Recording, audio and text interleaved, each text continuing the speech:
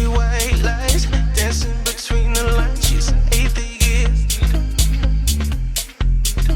Carousels in her mind, spinning all in her eyes. She's an atheist.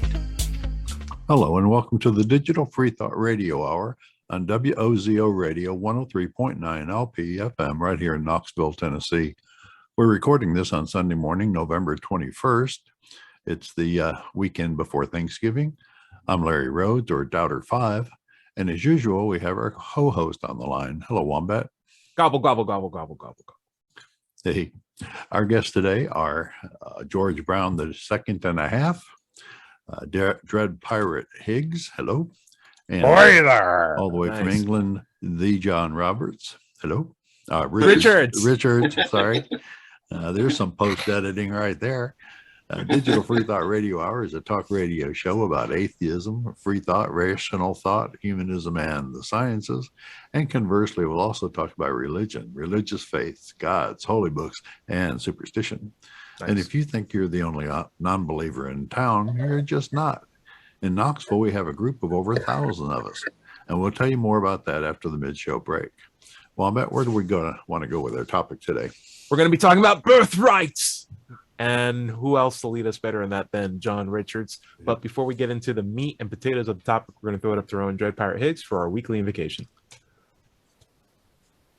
Our noodly lord who art in a colander, al dente be thy noodles, thy blood be rum, thy sauce be yum with meat, as it is with vegetables. Give us this day our daily garlic bread, and forgive us our cussing, as we put up with those who cuss against us. And lead us not into ketoism, but deliver us some carbs, for thine are the noodles, and the sauces, and the grog, whenever and ever. Amen. You know, there's few foods in my head that hit all the food, the pyramid of food groups. You got your grains, you got your carbs, right? With the grains, you got the tomatoes, which are your fruits, you got the veggies, which go into spice the sauce, you got the water, you got the sweet, you got the savory, you got the sour. It's all there in one pot. We should have seen it from the beginning. And the clearly, meat, yes. The meat, the protein, and the meatballs. Oh, the protein in the meat. It's all there. The all there. gloriness is like, oh, it must have been by design. Has to be by Indeed. design. Indeed. Guys, I want to do a quick little catch up. How you guys been since last week? We'll throw up Dread. What have you been up to? How's your projects and chaos been going? Well, I don't know if you've heard, I know John Richards, and thank you for your concern. I've been watching what's going on in British Columbia, but we had a atmospheric river, which led to some substantial torrential rains, which has washed out most or some sections, important sections of our roadway infrastructure. Wow. There is no way for me to get down to the coast to work. Kind of buggered unless I can be considered an essential service. And security in some of these communities is certainly going to be that way. So I may get some work pretty quick, but you know, people are in absolute panic mode. You know, grocery stores like in Grand Forks, where we get our food actually from Alberta, they're picked clean because people are panicked. Wow. You know, because the roads to the coast are cut off, but our food supply isn't because it's coming from the other direction. Got it. And nevertheless, people have just got it in their heads that they've got to stock up on bananas and you know, walking through the grocery stores, it's really surprising to see what sort of items are actually the ones that are gone. You know, like bananas. Yeah. There's lots of oranges and apples and plums and pears and all that kind of stuff around, but the bananas are gone. I think people have gone bananas. It's when people go bananas, they have to go and get bananas. Well, we are apes. Yeah. There's some validity there. Yeah. So it's been a bit rough, and there is still, of course, no real word on how long it's going to take to reestablish those lines of transport in some meaningful and substantial way. So if I recall correctly, we're about 1 year away from the first COVID rush on grocery stores. Is that accurate? Was it around this time last year that people were starting to like rush out and get the toilet paper? Like, wasn't that Yeah, crazy phase? but you know, this is worse. Oh man, for This real. is worse. This is Wow. worse. Wow. And you know, down on the coast there, it was verified that the first tornado seen in 50 years had touched down on the west coast. So we're in, and we have another atmospheric river coming here next week. And that's the complex of the dramatic heat wave that you just had this summer as well, right? Yeah. Crazy. It's really starting to manifest here in BC significantly. So yeah. I've always said we have, you know, like obviously we have a climate problem, obviously, but I also think that it's a overpopulation problem too. Like there's a lot of people just doing a little bit of that thermostat click up, a little bit too many styrofoam cups in the ocean, just enough. You get a couple more billions of them, it's going to add up. We're going to have an effect. Agenda 21. We got to figure that out. Yeah, Agenda 21. Who knows? We're going to throw it up to our own Larry Rhodes. How you been, my friend? Doing well. Just keeping on. I'm not writing anymore. Of course, the weather has kind of put a kibosh on that. Sure. I am working full time. I Ooh. haven't done that in a year and a half. So you're waking up in the morning and going to work. Going to my desk. Okay. Yeah, work at home, and it's a data analyst job, helping financial institutions meet their federal compliance issues. So it's interesting work. Okay, cool. Not bad. What do you want to be when you grow up? Pirate, like Red. There's a truth to the idea of running a business and knowing your numbers and being a pirate. You have to have a money guy. You can't just be people in a boat. Like that costs money, guys. We'll keep a spot for you on the ship. Yeah. If you ever take over another ship and one guy's like, "Hey, I'm an accountant," it's like, keep that guy, keep this guy. We need accountants. George Brown, second and a half. How you been? Well, I'm dealing with some health issues right now, and fighting with my insurance company. So I'll let you know next week how it all came out. But I mean, how the fight came out. But the issue is right this moment. The particular issue is whether I'm covered for transportation or not. So whether I'm covered depends upon which agent I speak with at United Healthcare in the Philippines. And then it differs every single time. Yeah. Yeah. Everybody I talk with is either in the Philippines or in Colombia. And sometimes they're here in the United States. But I never know who I'm going to get on the phone. Not to get on a short little soapbox here, but it's not that American healthcare is terrible. It's that we don't want to make it better, or like there's a vested effort on a political level to keep it the way it is, because that costs the least amount of money. And that's the attitude that keeps everything so archaic and terrible and like privatized. And it really sucks. I wanted to get some cholesterol pills. I got another physical coming up, and doctor gave me a prescription, went to the place, and it was like $200. I'm just like, what? I'm insured. I had a really good job. Why is like a small thing of pills like over $200? Found out there's an app that I can get that like reduces the cost of it down to like $15. But I'm like, why is this the reality that we're living in, where we need to get coupons and apps and like talk to people to get codes? I'm just so upset about it. True. May I interject on that? Yeah, go for it. The difference is so stark from when I was a child. When I was a child, if a prescription cost more than 35 cents, my mother had a fit. Wow. Well, hey, George, I mean, weren't barbers still taking out teeth and acting as doctors? And laudanum, the thing to go to for pain. Yeah. My old Sicilian barber, he was an old man at the time. He still had clients that he went to. He got on the subway and go halfway across Brooklyn and do some cupping. Yeah. No, thank you. Right. I've seen those bruises. Even in the laboratory, I see them. Yeah, he never talked to me about leeches, Yeah, Same but he thing. still did cupping. Yeah. we have. We- Go for it, John.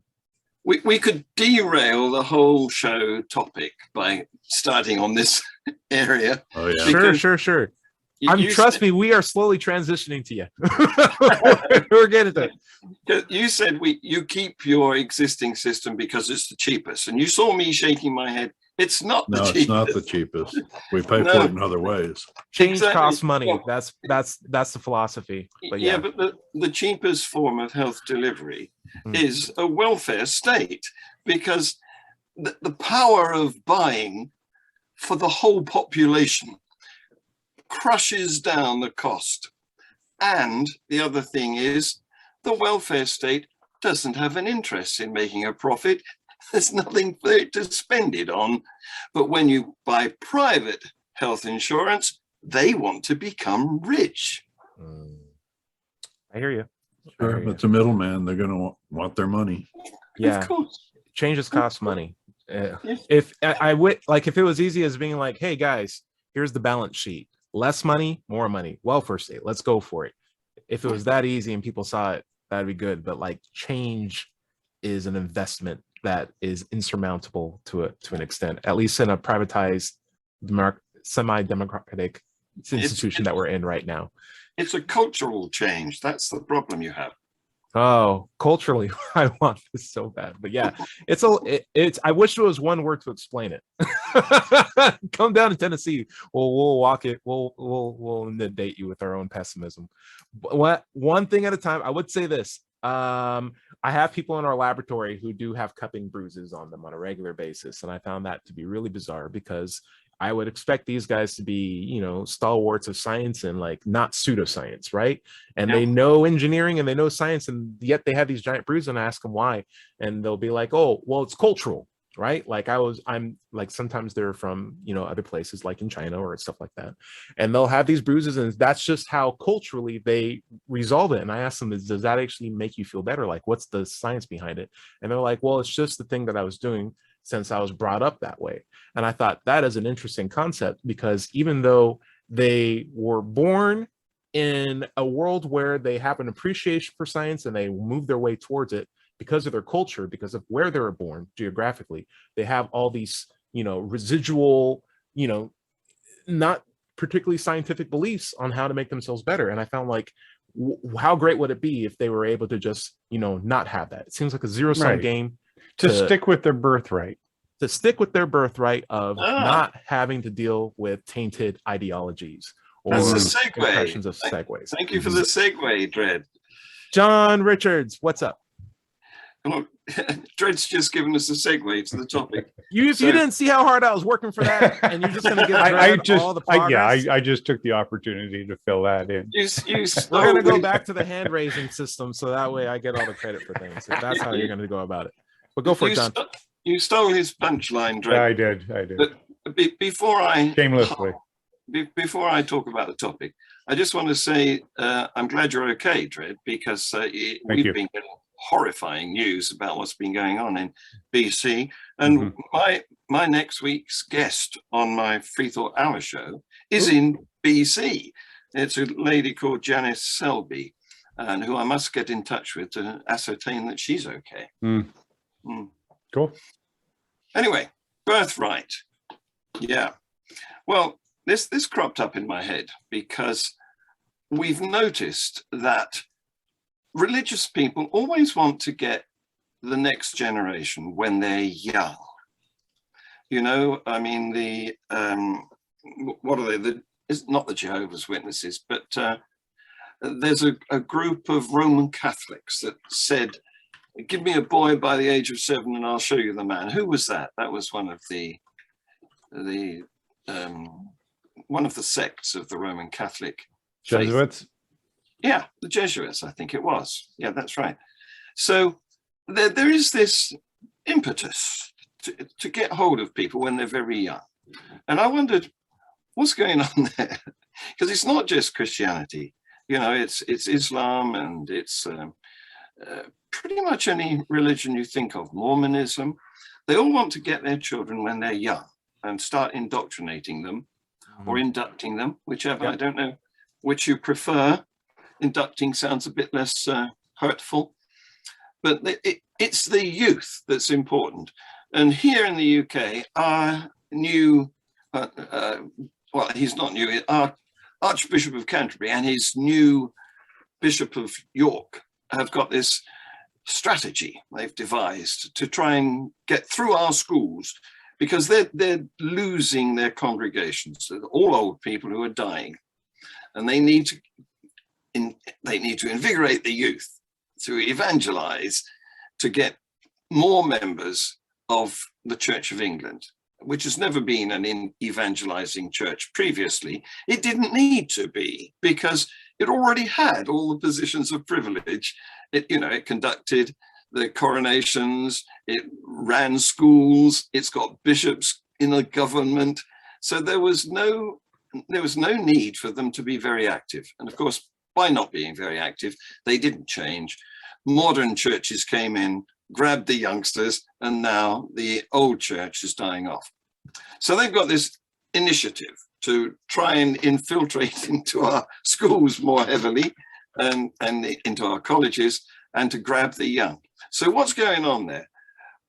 It occurred to me that it must be a bit like we start out with a clean sheet as far as religion is concerned. The Thomas Hobbes approach, right? Yeah, exactly. So it reminded me of a song in one of the Gilbert and Sullivan comedy operas, which it refers not to religion, but to, because that was very improper to refer to when they were writing, but it refers to politics, because they were very political commentary people. And they talk about, I can't remember the lyrics, maybe we should put it in the details underneath, but they talk about everybody being born either a little liberal or a little conservative. Every child that's born alive, there's some scansion and rhyme in there, and George is looking it up for us. And I'm not looking it up. I'm trying to see the text on the screen. Oh, okay, sorry. Anyway, there's obviously a need to grab people almost as soon as they're born. So I made this video, and it goes on the presumption that we're born atheists. Why is that a presumption, if you don't mind me asking? Like, isn't that the default? Isn't that the true default? Like, if atheism is just a lack of belief in a God, like, isn't it absolutely true that every single person is born that way? Larry, what do you think? Well, I think that how can you believe in a God if you don't have a concept of what a God might be? So you don't believe in it? No. Yeah. It's a lack of a belief. It's just like it's a lack of belief. Atheists, right? Exactly. And that's the key point when I talk to a lot of people who are like, well, I'm not an atheist, I just don't believe in God. It's like, that's what an atheist is, guy. Let's talk about it. But John, sorry for interrupting you. You got it. Well, no, that was all good interruption. So I think this is maybe an opportunity to show the little video. Is that possible? Sure, go on ahead. You want me to share screen and do it? I'm putting it into the show already, so let's just pretend we saw it, and in the live stream we can just go from there, and we can provide the link to anyone who's watching live. But yeah, it'll be in the full edit. Okay. It would have a narrative, though, wouldn't it? Yes, it does. Well, we could listen to the narrative. Sure. I mean, that's all important. Okay, I can get it up if you're going to wait a couple of minutes for me to do that. Sure, that's I fine. haven't got it on my desktop, but I can produce it if I can remember where I put it. I believe I have the video. I don't know if I can share my audio for it, though. Oh, that would be a problem.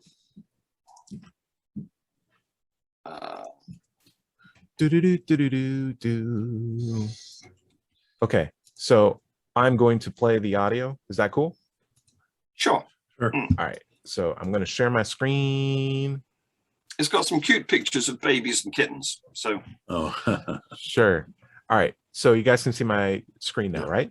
Yeah. Okay. I'm going to see if I'm going to play the video. Let me know if you can hear the audio. All right. Yep. Yes.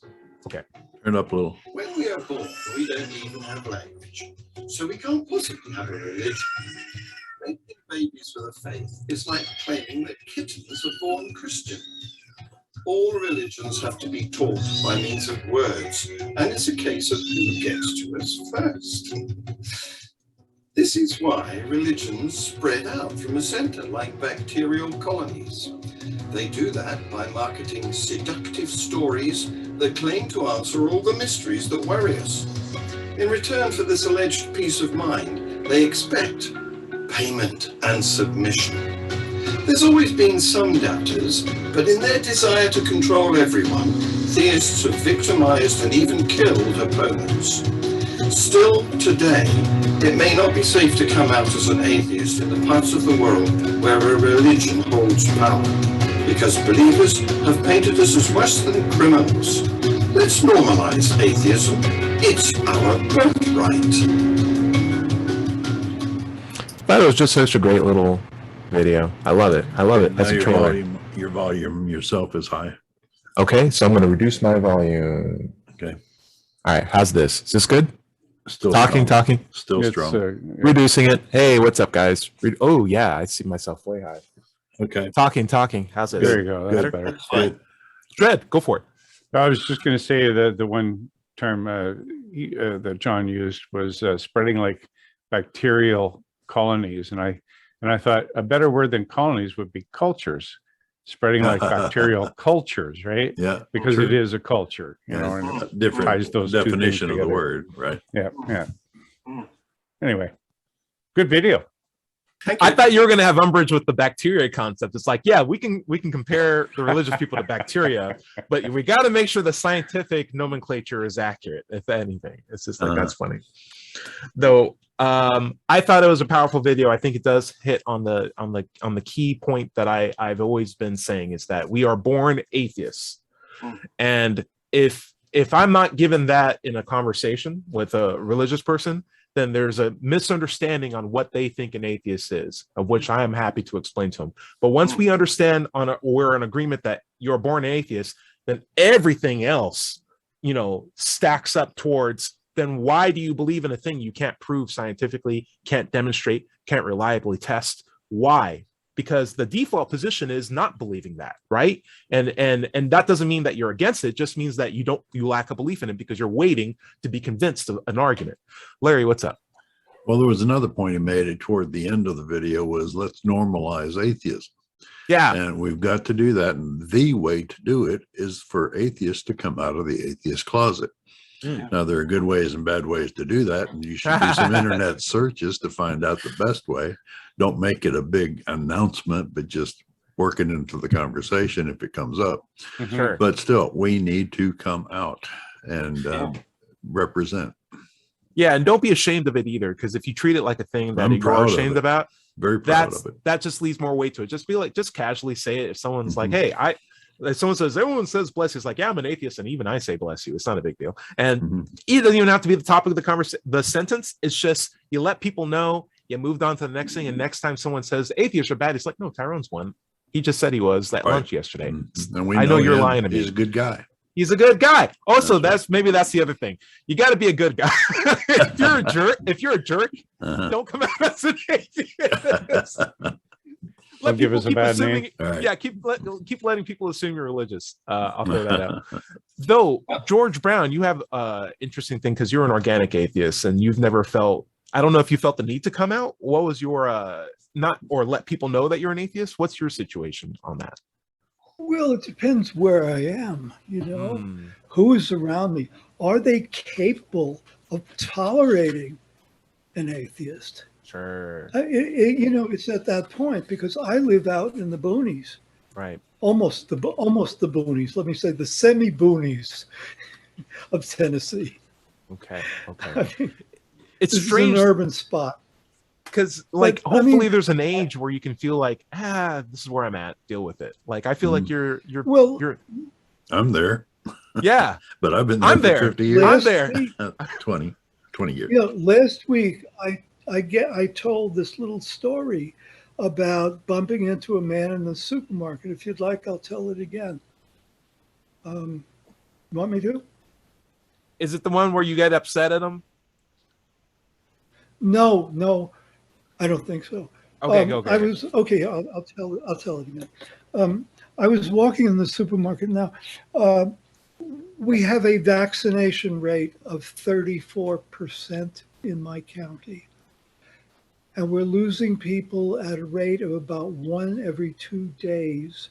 I'm talking about dead bodies here to COVID. And people are still refusing to wear masks, and they're still refusing to get vaccinated. So for me, I want the freedom to be able to go shopping in a store and get my food without having to play viral Russian roulette when I go shopping. Right. And I think the old people in general get it, because almost all the old people I ever see are wearing masks. They're accepting it as this is what we do. Yeah. Generations below that, it's a pig in a poke. So in the store. So I was, yeah. And so I was walking around the expensive supermarket, appreciating the people who were wearing masks and feeling good about them, when an old man came walking toward me who was not wearing a mask. But I was still feeling pretty good about people. So I smiled at him, and he stopped, and we looked at each other, and he said, "Where do you go to church?" And I said, I don't do that. I said, "I don't go to church." He said, "Well, you should." I said, "No, I shouldn't." He said, why not?" I said, "Because I don't believe in God." Well, that was the end of the conversation. I imagine. Continued pushing his cart. Yeah. But Hey, I there's was one way to do it. surprised at myself. For standing up? words just flew up. Good. What's that? Good. And The words just flew out of my mouth without any censorship. It's but the with first no time anger. I've done that here. Yeah. And it was Good just job. part of the Yep. conversation. just part of the conversation. You It's didn't just walk like, hey, up to him and say, "I'm an atheist." Right. You Right. didn't push it in his face You like just he hey, did I'm yours. It's just like, hey, I'm wearing a red shirt. You should wear a blue shirt. I'm all about blue shirts. I Yeah. wear red shirts. See ya. That's it. It's as simple as that. I think it's important to let, as Larry said, people know that you're an atheist. Right. But I mean, Yeah. I could get a posse coming over to my house with guns here. No, you're fine. John Richards, what's up? What's up? Well, the culture in the USA is very different from here. And you tend to be taught religion, Christianity. The Baptist Christian religion is the most common one, I believe, at the same time as you're taught language. So as you grow up, you look back at yourself developing, and it seems to be endemic, as much a part of you as being able to speak. Sure. I'm not aware of how it is in England. Isn't it that way in England, or is it completely different? Well, it depends where you are in Okay. England. We're very much a multicultural country now, but in what you might call the indigenous population, religion has pretty much died out. Very few English people, maybe more Welsh, maybe more Scottish, but very few English people are regular churchgoers. And when I was brought up, I wasn't taken to church. None of my uncles or aunts or anybody in my family spoke a word about church. We only went when there was a wedding, and we went for the party. Okay. You know? But the thing is, in America, you're raised in a religion. So you think that's the normal condition, many of you, and therefore you have to escape from it. Right. So being an atheist in America means a different thing. It means somebody who used to be religious, not somebody who was just born. Sure. Yeah, and that's why it's so hard to get rid of it in our own psyche. We're taught it with our language. There's even after we lose the religion part of it, it still stays part of our psyche for a long time, and that's why there are groups called what? Freedom from religion. Freedom. Not only that, but leaving religion. And Atheist Society in Knoxville. They'll all help you break out of your religious beliefs. And speaking of breaks, we need to take one. That's right. Nice. This is the Digital Freethought Radio Hour. We're on WOZO Radio 103.9 LPFM right here in Knoxville, Tennessee. And we'll be right back after this short break.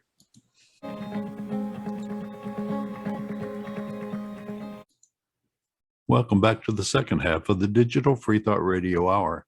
I'm Doubter 5, and we're on WOZO, WOZO Radio 103.9 LPFM here in Knoxville, Tennessee. Let's take a moment to talk about the Atheist Society of Knoxville. ASK was founded in 2002. We're in our 19th year.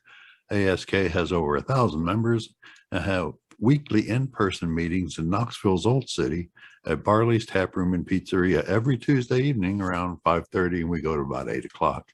Look for us out on the patio. If you'd like to join our Tuesday evening Zoom meeting, like if you don't live in Knoxville or just don't like going out, you can email us at askanatheist@knoxvilleatheists.org or let'schatsE@gmail.com. You can also find Digital Freethought on Facebook, Meetup, or at knoxvilleatheist.org. Or you can just Google Knoxville Atheists to find the group. It's just that simple. By the way, if you don't live in Knoxville, you should still go to Meetup and do a search for an atheist group in your town. Don't find one? Start one. That's right. Wombat, where do we want to pick up? So we actually got some listener feedback on a previous episode. I'm going to throw this one out to DTR, Data's Trading Room, who asked on the episode of, why is there underwear if the universe is finely tuned? He says, well, didn't God create underwear? And seriously. Yeah. There's a wink and a nod in there, but we appreciate those comments. Thank you very much. Also, I want to talk a little bit about bubbles, because it seems like we're talking about being born in a religious bubble and the information bubble. Right. There's also information bubbles, Larry. We can get into Cultural all bubbles. those cultural bubbles. Absolutely. There's even bigotry bubbles that you can just be born into, not even realize, why do I dislike this? I didn't even know I was disliking it. I'm just basically explaining or parroting what's been as part of my nurturing process. And I've never really given an opportunity to critically think about any of these things that I purport or explain or believe in. And that tends to be the case with everything that we're in. So don't think that you're outside of all the bubbles looking objectively at reality. We are subject to them. What's important is that we know where they are and if they're harmful, because why be needlessly harmful, right? And maybe that's a chance to step out. So for me, I know I'm in a food bubble, for example. When I was being raised, we didn't have like grocery stores in our neighborhood like how there were in other neighborhoods. And so like the closest place we can get food was like at, gas stations or like very, very small markets where they didn't necessarily have the best foods or the healthiest options for people who were growing up. So we had a lot of sodas, like high carb packets of ramen and stuff like that, salty foods, chips, stuff like that. And as kids, you can burn through that. But if you're an adult and you're in that little bubble, you don't have opportunities to find places where you can get food because you don't realize that that's an option for you. You're in a bubble, right? In this exact same sense where those people who live in those areas have like really high blood pressure or really bad health. And it's because they don't regularly have access to the places that are in other neighborhoods. You can be in a bubble in such a fashion. Larry was talking about an information bubble, and you're the data analyst. You want to talk about that? Because I think that's a good point. Well, I mean, if you're raised in a church and your entire family is in the church and the only people you ever see are in the church, then you never hear, well, at least when I was growing up, opinions from outside that church. Right. So you don't know that they actually exist. Nowadays, most everybody can get to the internet and find out other opinions about all of these religious beliefs. And that's one of the reasons that religion is in such a decline right now. But there are also other kinds of information bubbles, not just religion. Go ahead. And I think that's also a reason why a lot of religions hate quick changes in technology, and they tend to be almost Luddite in their approach towards new connections and new approaches and stuff like that. Well, but their book is 2,000 years old. Dread, go ahead. Well, I was going to say also, for instance, in my case, it was the more I studied religion that I realized that it wasn't a viable option for discerning reality. So Sure. it's keeping people ignorant, I think in a large respect of even their own religions that helps maintain the stupor. And what's more ignorant than like a child, which is why I feel like religion targets those. But John, Richard. Well, exactly. Dred has hit the nail on the head. That's more of a no information bubble. We're not going to we're not going to permit you to be educated, because then you will be out of our control. Right. The worst religion for that is fundamentalist Islam, which the policy is not to teach girls anything. Right. And we all know that the way to get a good democratic equal society is to empower women. Right. Yeah. Power everybody. That makes up your democracy. Larry, you're on mute, my friend. There's also disinformation bubbles when you're raised in what do you call them, theories? Republican conventions. Fox News theories. Sure, yeah. Disinformation theories. Tucker. The cable news. Oh, it's not just that guy, but it's the whole channel. But all right.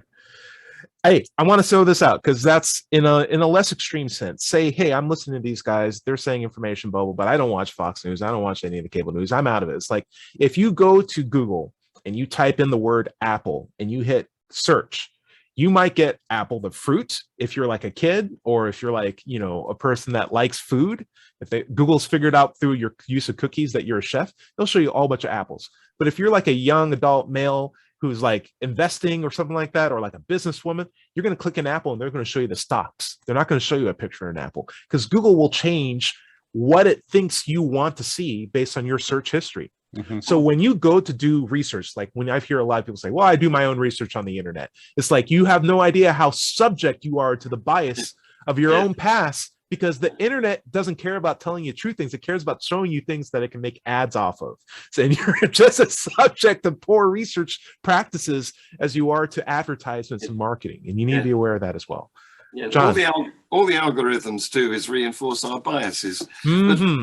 I wanted to pick up on your use of the word Apple as an example, because if it had been searched for back in the 1960s, when, before... Did the internet exist back then? What are you trying to do? You're pulling a paradox against each other. Yes, that's the point. You couldn't back then. But if you could, you wouldn't have got Apple, the computer makers. You would have got Apple Corps, which was the Beatles record company. Oh, interesting. Very cool. And Apple, the computer maker, had to fight the Beatles to get permission to use that name. There was a big case, and the Beatles got a payout because. So, while we're on fun little tangents, I would say if I'm in the 1960s and I have the internet, the first thing I'm going to say is, "Where's my time machine?" That's what I'm going to be searching. Yes. First thing. Dred, it seemed like you wanted to weigh in. Did I catch you right? No. Okay, cool. So I'm saying, hey, you could be in an information bubble that's pure, and that is through the use of all the tools that you do have. And I feel like you should just be aware that even when you're on the internet and you're doing your own research, there's an agenda to not try to change your mind, to make you look at commercials and ads and be happy, so that you keep going back to those websites to see those same commercials and ads.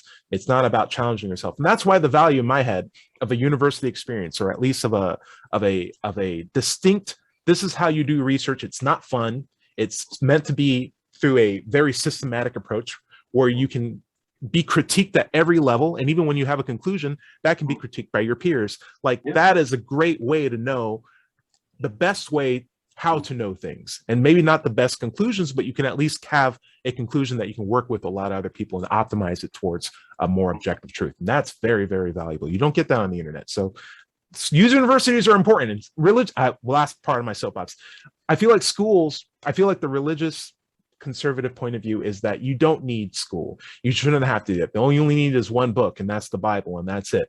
But it's such a dismissive point, because it's through school that you understand critical thought, and that you are able to free yourself out of these dogmatic points of views and treat people with more care, and understand that welfare states are actually really useful in a lot of senses and improve society overall. It has so many great repercussions. I'm sorry for that small tangent. George Brown, second and a half. You said I saw your hand up. Are you still moving? Nope, he's frozen. Got a couple there he is. of observations.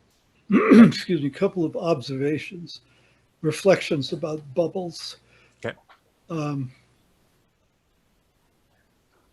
For a long time, I realized that living very close to Berkeley in California was giving me a perspective that was false.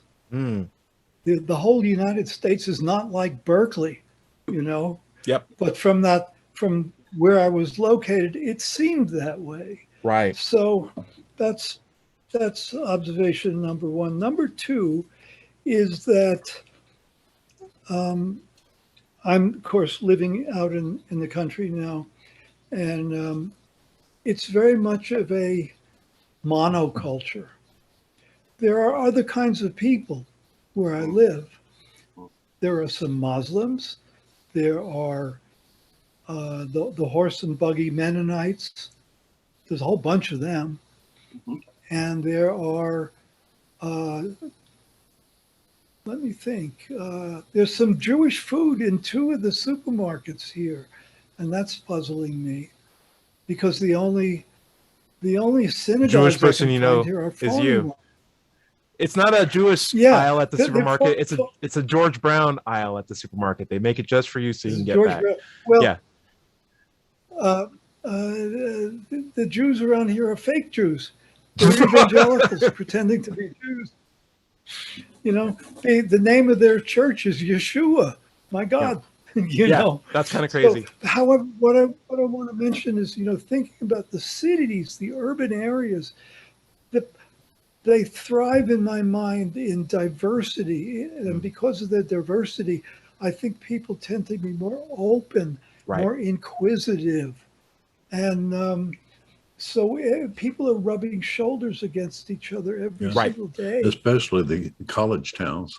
Yes, that's what I was just going to say. Yeah. Like That's Knoxville. another value of it. Oh. Knoxville, absolutely, which is not representative of all of Tennessee, which is also going to what George says. Like, if you're raised in Knoxville, you think, oh, Tennessee is amazing. We got pride parades. They got educated people running back. Atheist groups. Scholars visited, atheist groups. Everything's great here. And then you go 20 minutes out of Knoxville. You're like, hey, oh, geez. I'm going to turn right back here. There's like Yeah, tumbleweeds with yeah. flag bumper stickers on them. That's crazy. Okay, getting out. John Richards, what's up? So travel is good for you, basically. Yes. But here's a thought. Here's a thought. Why has Mennonite cuisine never caught on? Oh, is this a pun? I don't know. Tell me. Why hasn't it caught on? I don't know. What do they eat? I don't I thought you know. were making a joke. Yeah. I was waiting Well, for the punchline. Right here. My wife's a Mennonite, and it's caught on here. Really? Oh, really? Well, that's why Well- I gained so much weight, because Ah. it's really good stuff. Yeah. Tell us What about is it. the cuisine? What is the cuisine? Well, it's it's Russian, because that's Yeah. where Mennonites come from. Okay.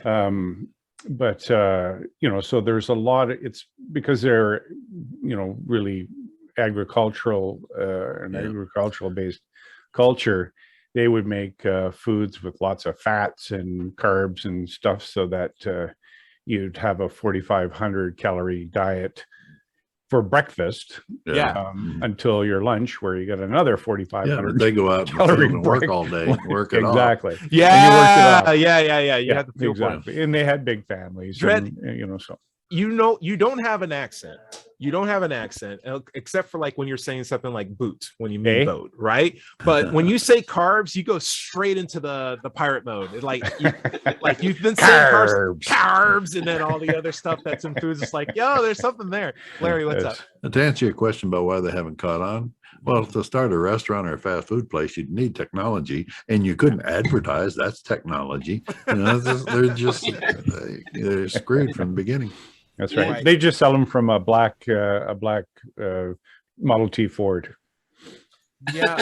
The weirdest thing is, if you're from a religious perspective, outside the religious perspective, it seems like it's a point of privilege of authority, telling people not to get better so that they can stay on top.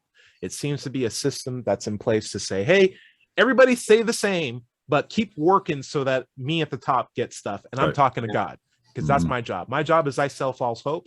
Everybody else does actual work. And I get 10% of everyone's Yeah. paycheck. My, It's the my, best system. my favorite saying these days is, that's pretty handy for the preacher. because everything feeds back to the preacher, all the money, the goods, the favors, everything in that power structure. Right. Yeah. And the scary thing is you actually have a position where you're in that pew, or if you're in that mega church and everyone's putting their hands out like they were in John Richard's video. And it's like, you can't be the one person to be like, hey, hold on a second. How much does he want? Because that makes you stand out so much that you actually feel worried about, like, oh, all these people, they might turn against me. And so I'm just going to go with the flow. And they have in the past. Yep. It's its own self-fulfilling prophecy once you set it up. It's peer pressure. It's very dangerous. Religion is full of violence against the non-believer. It's But full you're of right. violence. Oh, go for it, John. You're right. There's a big connection between not wanting change and being religious. Religious and conservative go together. Right. Yes, of course.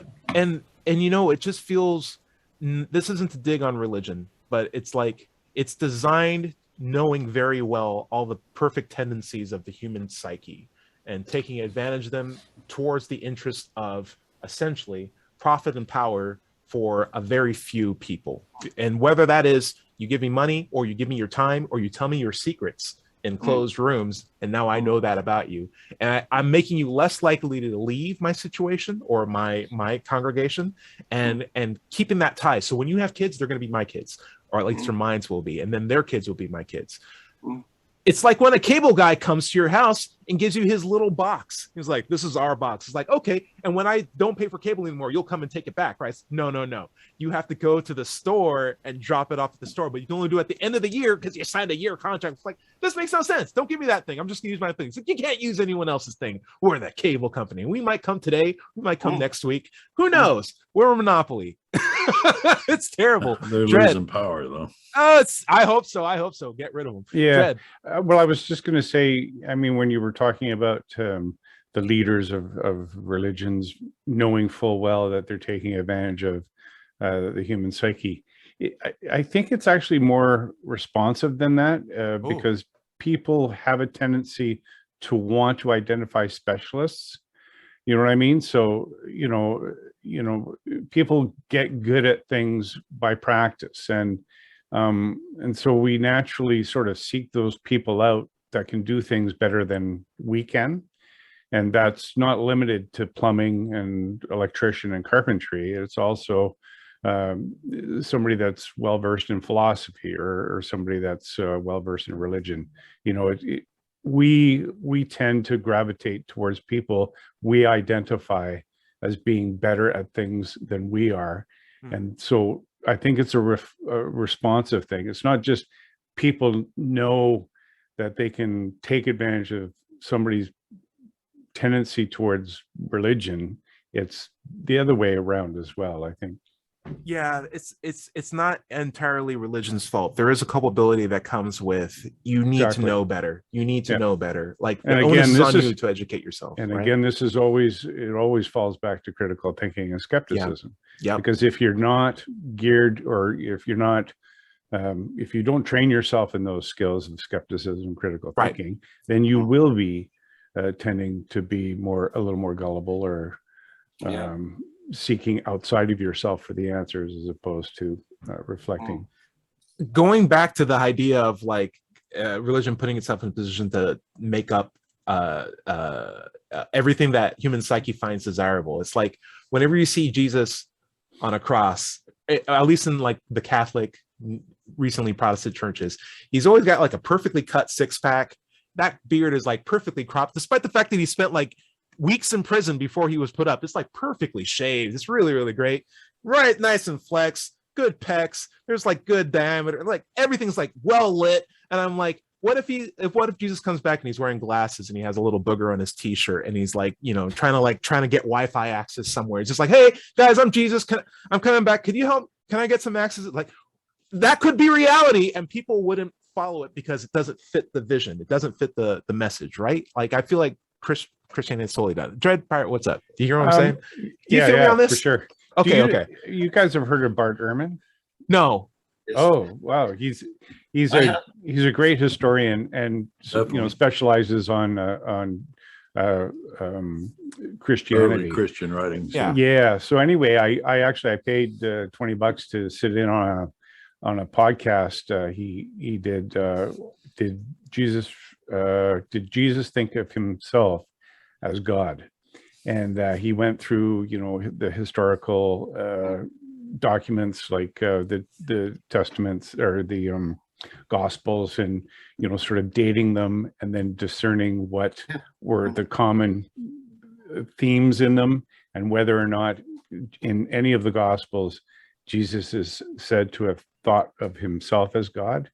And that like we were talking about here, that religion, it's like an evolution, that initially in the first Gospels that were written, he didn't call himself God. And even Paul in the Acts and Corinthians and all that kind of stuff, he never says Jesus thought of himself as God. And it's not until John, the Gospel according to John, that it's really well defined that people wanted him to be said to have called himself God. So it's an evolution for sure. Bart Ehrman is really good. He's done there's a YouTube of him deconstructing the Gospels as a reliable source of information. No, it's great stuff. You said something a minute ago, Dred, about we like to think we know best, and that's a tendency. But of course, if you take that to extreme, it becomes what's known as the Dunning-Kruger effect. Yes, indeed. You're too stupid to know you're stupid. Yes. Right. I've actually had and too smart to realize that you're smart. Yeah, I've actually had a professor tell me that once, and I was offended as I was. It was true, and it wasn't until I realized it was true that I got better at the chemistry that I was trying to understand. Like, you don't know enough to know why you don't know this. I'm like, how offensive, but he was right. And I did the work, and now I have a better understanding. And now I realize how big of a world, chemistry is. Right. And that when people are very confident, that could be a very dangerous thing, because there's always probabilities in play. Yeah. There's another saying that runs in tandem with that, is that the more I know, the more I realize how little I know. Yeah. Right. But it's a good thing to know things. Good thing to know how to know things. That's my ending statement. Dread Pirate, where can we find you at? You can find me on YouTube at my channel, Mind Pirate, MINDPYRATE. I live stream this on Sunday mornings at 8 a.m. Pacific Standard Time. So come to my channel. I need 2 more subscribers. You're one Reddit post away on some subreddit just to get it. Just do it already. Well, I have my green screen ordered, and I'm moving I'm going to actually have my studio downstairs, and I'm going to start producing some additional content. So there. Does the wife know that you have a green screen coming, or she's like, I thought you said you're ordering shoes. Our family needs shoes. What's this thing? It's green. You can't even put movies on it. It's a big green shoe. It's a sale for a ship. Okay. Well, that's totally fine. We've made an agreement that pirate things are okay. John Richards, where can we find your stuff at? Well, on the subject of pirate things, if I can sort of diverge a little bit there, the reason that we think they speak with this "ah" stuff is that was great. That was the first normal R I've ever heard you say. Good job. Thank you. Good job. This all harks back to Robert Newton, who was a Cornish actor who played a pirate in the first film. First pirate film, and he used the accent that came from his area, and exactly. It caught on. Isn't that great? It was That's the wonderful. standard. Anyway, wait, so there's a place that actually talks like that? Sorry for interrupting, but I need to know. Yes, there is. Okay, we need to talk about this after the show. But it's the West Country. Yeah. So I can be found at my usual haunt, Freethought Productions, which I have done a couple of shows that I'm really proud of yesterday. One is, of course, my regular Global Atheist News. Wonderful show. Thank you. And the other one is Freethought Hour. And I have a couple of Americans guesting with me, one from the East Coast and one from the West Coast. Cool. They're really good guests. Very cool. Wonderful. Yeah. George Brown, anything you'd recommend we try to get better at before next week? What's something that I should try to get better at before next week? I have no idea. What about remembering things? We'll work on memory. How about I that? can't remember. I can't remember anything. Can't remember. Fair enough. Fair enough. Larry, Mnemonics. Work on mnemonics. There you go. speaking of remembering things, I can't remember what atheism's all about. What can I do? Oh, I have a book for that. Hey, It's all called- my transitions are on point today. Yeah, Just want to yeah. say you can cut in and Oh, try to tell me steal the more. credit if you want to, Yeah. but I got every transition. You on lock. did. This You nailed whole it. This whole episode, I'm taking Yeah. that from me. Larry, what's up? Segway Yeah. master. My book Yes. is called Atheism, What's It All About? It's available on Amazon. It's also available on in paperback or text, just to download it on your iPhone. Anyway, you can find my YouTube channel by searching for Doubter 5 or Larry Rhodes. Thanks for joining us on the Digital Freethought Radio Hour. Remember, you can find this show on Apple iTunes, Pocket Casts, Amazon, or podcast everywhere. Just search for the Digital Freethought Radio Hour. My own content is on digitalfreethought.com. You can go there and be sure to click on the blog button for radio show archives, atheist songs, and many articles on the subject. If you have any questions for the show, send them to askanatheist@knoxvilleatheists.org, or you can send them to letschatse@gmail.com, and we'll answer them on future shows. If you're having trouble leaving religious beliefs behind, you can get help at recoveringfromreligion.org. If you're watching this on YouTube, be sure to like and subscribe. Remember, everybody is going to somebody else's hell. The time to worry about it is when they prove that heavens and hells and souls are real. Until then, don't sweat it. And we'll see you next week. Enjoy your life. See you. Bye. Say bye-bye. Bye. Amen. Bye.